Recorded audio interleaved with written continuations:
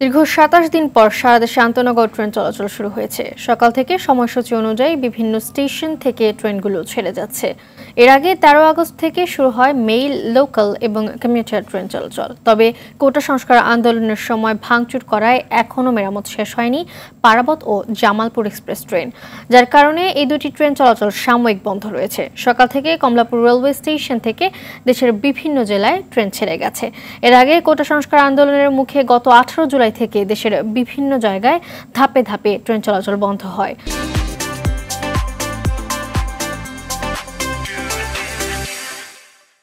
তবে সরকারের কারফিউ জারির পর ১৯ জুলাই থেকে পুরোপুরি বন্ধ ছিল ট্রেন চলাচল।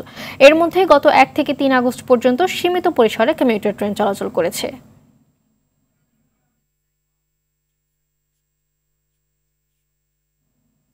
দর্শক, কমলাপুর রেলওয়ে স্টেশনে রয়েছেন চক্রমিয়ার বাদল, সরাসরি যোগ দিচ্ছেন তিনি।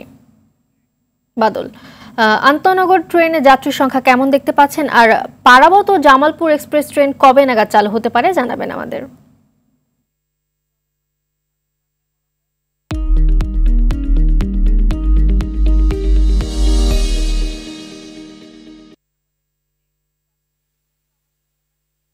৩টি ট্রেন বন্ধ রয়েছে। এখানে যারা রয়েছেন স্টেশনে তারা এখনই বলতে পারছেন না যে এই ট্রেনগুলো কবে থেকে চালু হবে, কারণ এগুলো বেশ ক্ষতিগ্রস্ত হয়েছে, যে কারণে এই ৩টি ট্রেন বাদেই বাকি ট্রেনগুলো চলছে। কিন্তু স্টেশনে আমরা দেখতে পাচ্ছি যে যাত্রীর সংখ্যা একেবারেই কম।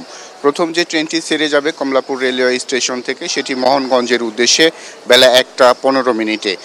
সেই ট্রেন দিয়েই আসলে চলাচল শুরু হবে। আমরা কাউন্টারে দেখেছি সীমিত সংখ্যক যাত্রী ট্রেনের টিকিট কাটছেন, যারা বিভিন্ন গন্তব্যে চলে যাবেন। নিরাপত্তার জন্য রেল পুলিশ রয়েছে, নিরাপত্তা মোটামুটি বাড়ানো হয়েছে। তারপরেও আমরা যেটি দেখতে পাচ্ছি যে মানুষের মধ্যে এক ধরনের ভয় কাজ করছিল যে এই কোটা বিরোধী আন্দোলন এবং তারপরে সরকার পতনের যে বিষয়টি, এই সাংঘর্ষিক একটি বিষয় চলে গেছে, মানুষের মনে একটি প্রভাব পড়েছে, যে কারণে ট্রেন যাত্রায় ট্রেনের যে ক্ষতি হয়েছে, হামলা চালিয়েছে, সেই সব মিলিয়ে আসলে যাত্রীদের মধ্যে একটা ভীতি কাজ করছিল।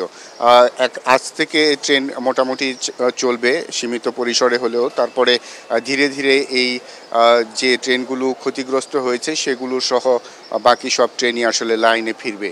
এখন পর্যন্ত আমরা যেটি দেখেছি যে বিভিন্ন গন্তব্যের যাত্রী আসছেন যারা জানেন না যে জামালপুর, সিরাজগঞ্জ এবং পারাবাত ট্রেন চলাচল বন্ধ থাকবে, তারাও আসলে স্টেশনে আসছেন। দু একজনের সাথে কথা বলছি এবং তারা বলছেন যে যদি ট্রেন স্বাভাবিক হয় তাহলে যাত্রীর সংখ্যা আরও বাড়তে পারে এবং বিভিন্ন গন্তব্যে ট্রেনের যে যাত্রীরা, তারা এই ট্রেনের যাত্রা যেহেতু নিরাপদ এবং স্বাচ্ছন্দ্য বোধ করেন, সেই কারণে যাত্রীদের সংখ্যা ধীরে ধীরে বাড়বে এবং সবগুলো ট্রেনই স্বাভাবিকভাবে চলাচল শুরু হবে। তো এই ছিল আমার কাছে কমলাপুর রেলওয়ে স্টেশন থেকে সর্বশেষ খবর। মালিহা, ধন্যবাদ।